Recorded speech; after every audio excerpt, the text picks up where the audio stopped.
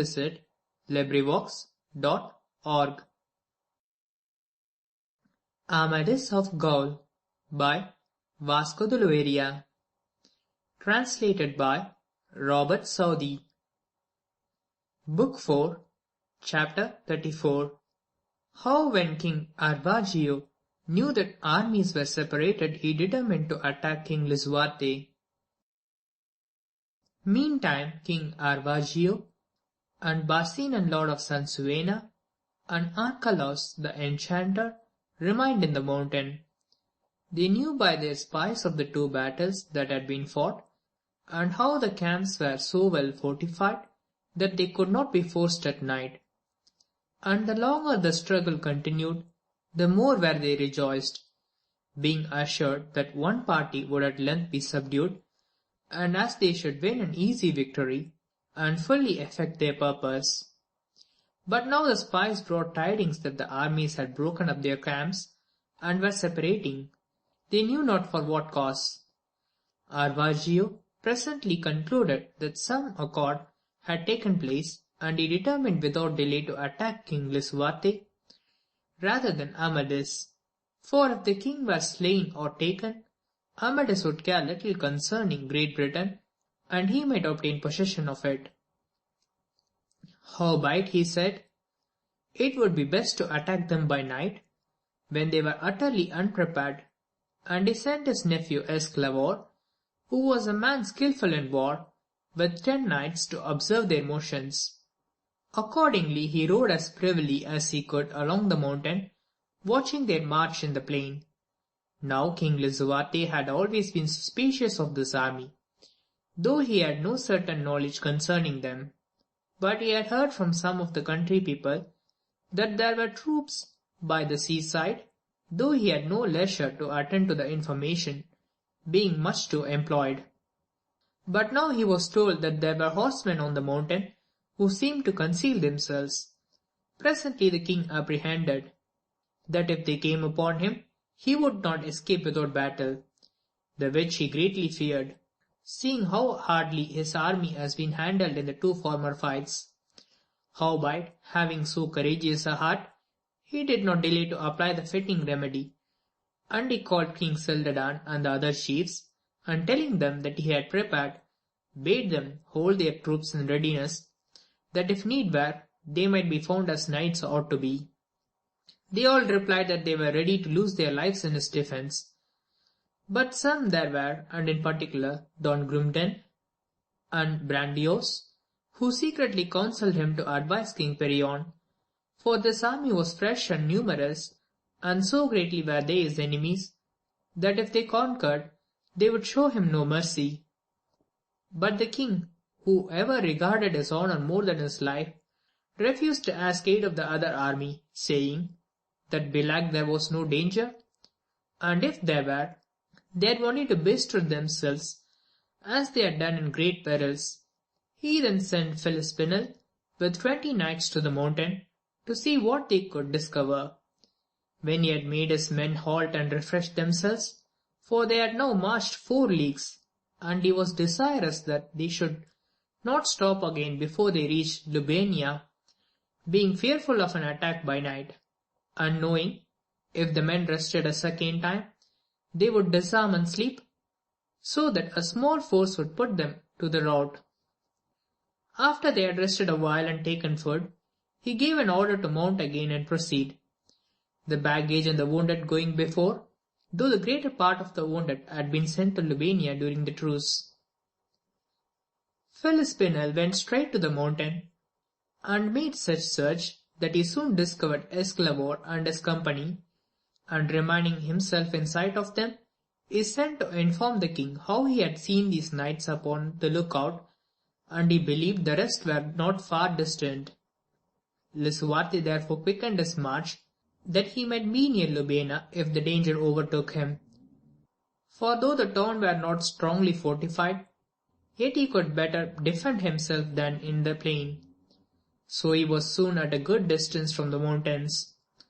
Esclavor now found that he was discovered, and sent to say to his uncle King Arvagio, and to tell him that he had better descend into plain without delay, for King Lisuarte, having spied them, would not halt till he had found a place to his advantage. When the messenger brought this advice to King Arvagio, his troops were all at rest, that they might be fresh for the attack at night, so that there was great delay while they armed, and the ground which they had chosen for security, because it was rugged and broken, contributed to embarrass them when they were thus in haste. Howbeit, they began the pursuit. Just before they had got down from the mountain, King Lisuarte was so far on his way that it was manifest they could not come up with him till he was very near the town. Arclaus, who knew the country, told King Arvagio not to be grieved on the account, neither to hurry his army, nor to heat them, for he knew the town, and that the king with his small forces would be in greater danger there than in the field. Meantime, by the will of God, who would not that this evil race should put their crooked purposes into effect, it so befell that the good hermit sent child Esplandian and his nephew Sergil to the king to tell him that he would be with them in Lubania as soon as he could, to give order for the meeting of the 4 knights. When they came to the camp, the army had already departed, and they followed till they came to the place where the king had halted, and there they learned that he had advanced in fear and with greater haste. Upon that they quickened their pace, but before they came in sight of the king, they saw the army coming down the mountain, and immediately thought it was King Arvagio, for when they were with Queen Brisena, they had heard of his arrival in the country, and knew that the queen had sent out troops different ways to observe them. But now beholding how mighty a power was with him, and that King Lisuarte's army was few in number, and so wearied, Esplandian was greatly grieved to think of this danger, and said to Sergil, Brother, follow me, and do not let us rest till the king be succoured. And with that they turned their reins and galloped all the remainder of the day and the night also, till at dawn they overtook King Perion, who had retreated only 4 leagues, and had pitched his camp beside the brook among the fruit trees, and set guard upon the side of the mountain, for he also had learnt of this army by the report of some shepherds. Esplandian went straight to the tent of Amadis, and found the good man who had just risen, and was preparing to set forth on his way. Good son, cried the hermit, why are you in such haste? I cannot tell you, replied the child, till I have spoken with Amadis. So he alighted, and went in where Amadis was asleep, though in his armour, as he had been all night for the defence of the camp.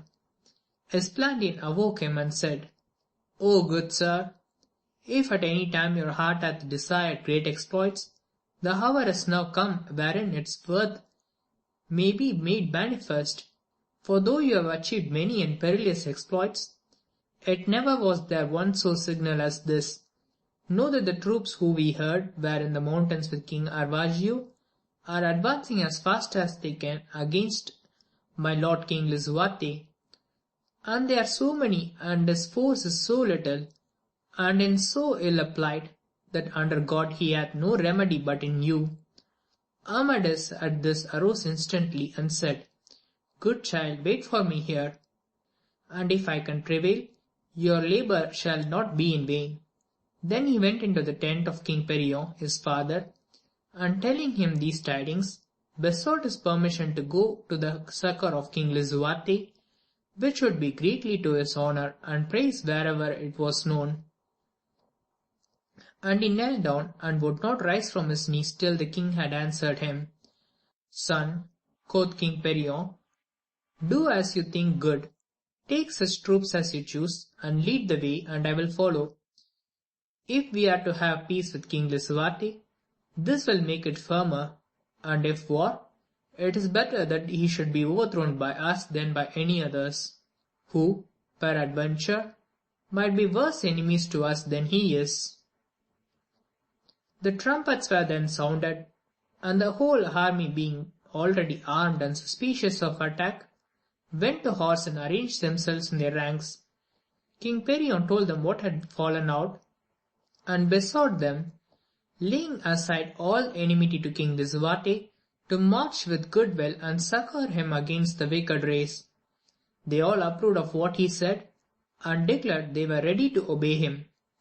Amadis then took with him Don Quadragante, and his brother Don Florestan, and Angrioth of Estravaus, and Gavarte of Perilous Valley, and Gandalin, and Enil, and 4,000 knights, and also Master Helsibard, who in this war had performed miracles in his office, giving life to many who would not have lived but for the help of God and him.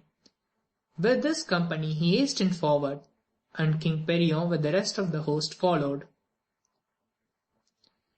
End of chapter 34. Chapter 35. Of the battle which King Lisuarte had with King Arvalgio and his army, wherein King Lisuarte was conquered, and how he was succoured by Amadis of Gaul, he who never failed to succour those who were in need. King Aravigo might have overtaken Lisuarte if it had not been for the advice of Archelaus, and the night came on so dark now that they could not see each other. So they continued their march all night, Esclavor and the 10 with him, and 40 others whom his uncle had sent to strengthen them, being as it were mingled with the rear of King Lisuarte's army. Thus they proceeded till the day dawned, and then they saw that they were near each other, and at a little distance from the town. Then King Lisuarte, like a brave prince as he was, halted, and divided his men into 2 bodies. The one he gave to King Cildadan, and with him were Norandel and King Arban of North Wales, and King Gielan and Sendel of Ganato, and about 2,000 knights. In the other, Arquisil and Flaminio with the Romans, and Giontes and Brandios, and about 6,000 knights. If these 2 divisions had been well armed and their horses fresh, they would not have had much to fear from their enemies. But it was otherwise, for their arms were broken in the former battle, and their horses spent, as well as with their former fatigue as with the present, having now travelled day and night with little respite. King Aravigo had placed Barsinan in the van with 2,000 knights, and as soon as it was light enough, the 2 armies attacked each other with so fierce an encounter that many were overthrown. Barsinan broke his lance and laid hand to his sword, and dealt his blows around like a brave man who was in great anger. Norandel, who was among the foremost, met an uncle of Barsinan, who had governed the land during his minority, and he smote him so rudely that the lance went through the shield and the breastplate and came out between his shoulders, and he fell dead. King Cildadan also, and Don Gielan, and King Arban played their part so well that the host of Barsinan would have been discomfited if Archelaus had not advanced to their succour. Though he had lost half of his right hand by a stroke which Amadis had given him when he was called Beltenebros, he had now by practice learnt to use his left as well, and at his coming Barsinan and his company took heart again, and many of King Lisuarte's knights were slain or badly wounded or overthrown. Great deeds in arms did Archelaus then achieve, like one who was valiant and strong, and at that hour you might have seen wonders done by King Cildadan and Norandel and Don Gielan and Sendel of Ganato, for they were the shield and the rampart of the army. But all would have been of no avail, for the enemies were so many and fresh. If King Lisuarte, who were in any danger, how great soever, failed to do his duty, had not advanced, he, desirous rather to die than fail in his devour, pricked forward before his men. The first man whom he met was brother to that Alumas, the cousin of Dardan, whom Florestan slew by the fountain of the elms. Him he thrust through with his lance, and his knights in like manner gave the enemy so hard a charge as made them give back. The king laid hand to sword, and gave such blows that no man who received one of them full had ever need of a surgeon. In that hour he was so enraged that, having no regard to danger, he thrust himself among the thickest of the enemy. Archelaus had before procured information of what arms he wore, that he might know him in the field and do him the worst hurt he could, for this was his custom. And when he saw him advance thus far before his men, he went to Barsinan and said, "Your enemy is before you.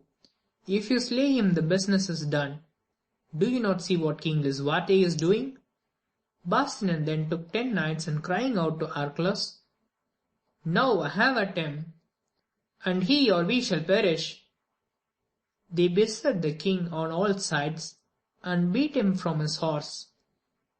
Now Filispinel and 20 knights who had gone with them to spy the enemy had promised to keep company in the battle, and he, seeing the king fail, exclaimed, "O sirs, now is the time to die with the king." They forced their way to him, and found that 2 knights were grappling with him, and who had overthrown themselves on him before he could rise, and that they had forced his sword from him.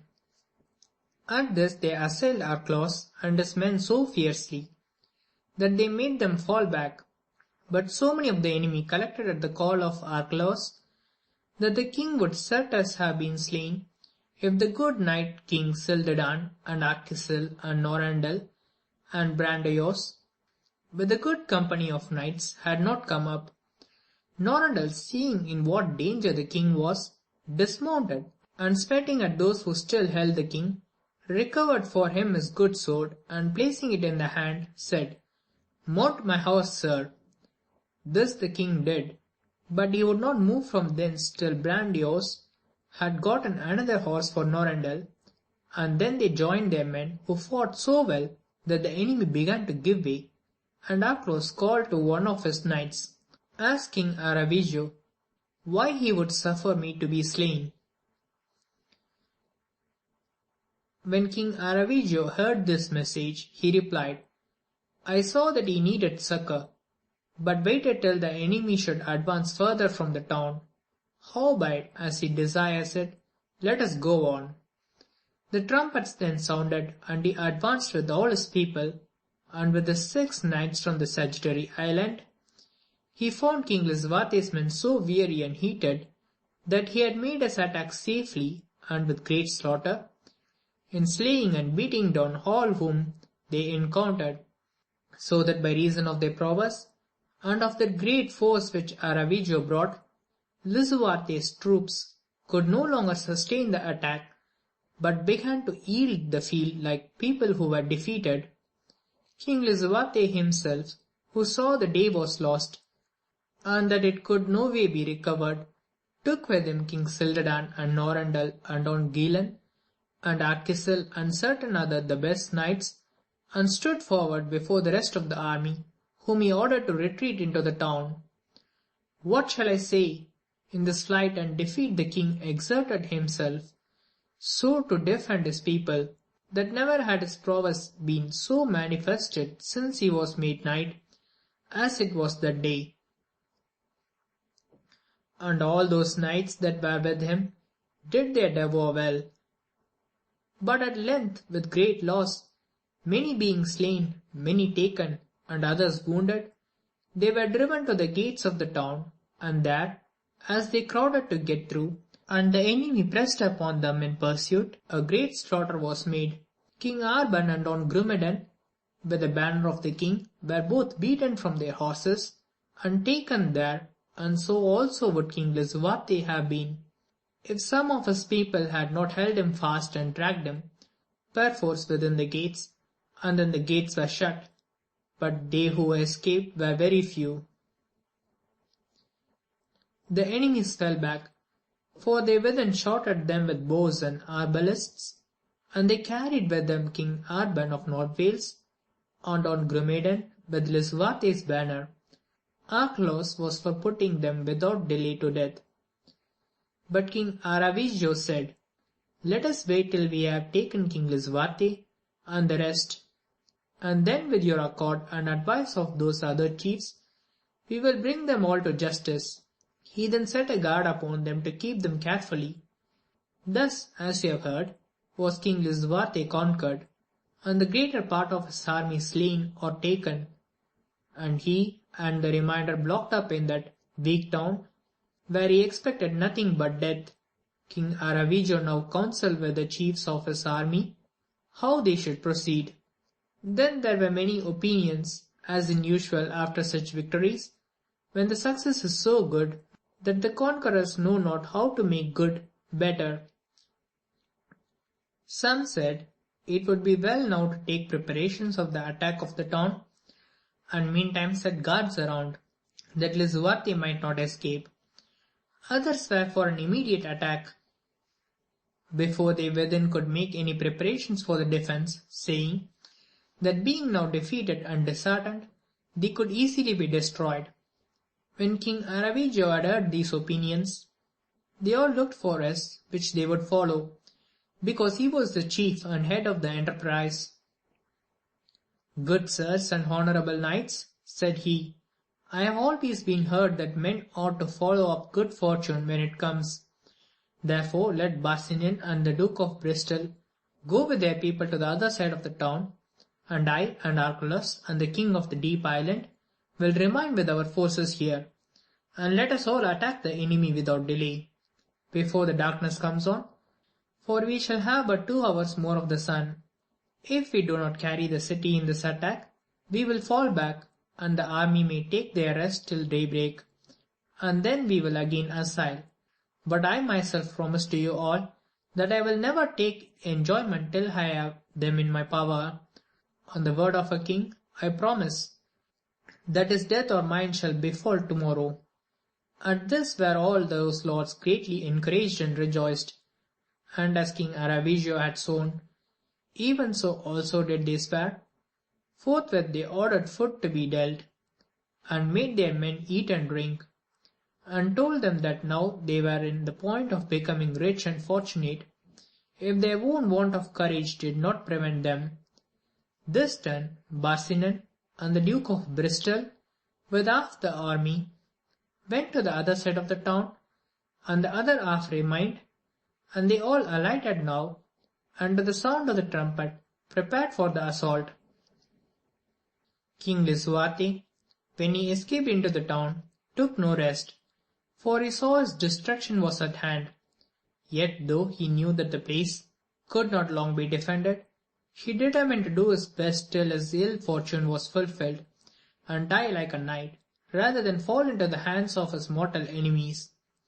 The townsmen brought food to him and his soldiers, and when he had eaten he placed his knights and all the people of the town on such parts of the wall as were weakest, telling them that, under God, their safety and their lives were in their own hands and hearts. But such men were they, that they needed no one to make them do their duty, for every one expected to die like the king his master. Presently the enemy came fiercely on, like conquerors, covered with their shields, with lances they who had them unbroken, others sword in hand, and the archers and crossbowmen behind. They within received them with stones and arrows from their bows and arbalists. The wall was low, and in some places broken, so that they joined the battle almost as though they had been in the plain. Yet, what with the little defence the place afforded, and more with the great courage of the besieged, the assailants soon lost their first confidence and fell back, but the others kept up the assault. King Aravigo and all the other captains who were still on horseback ceased now to urge their people on, and they themselves rode on up to the walls, and with their lances thrust at those who were on the bulwarks, so that King Lisuarte's place of refuge would soon have been entered, if it had not pleased God that the night came on with great darkness. Then the assailants withdrew as they were commanded, the wounded were dressed, and the enemy placed themselves all around the town, setting strict watch, and surely they thought the first assault by daybreak would end the enterprise. End of chapter 35. Read by Lambda.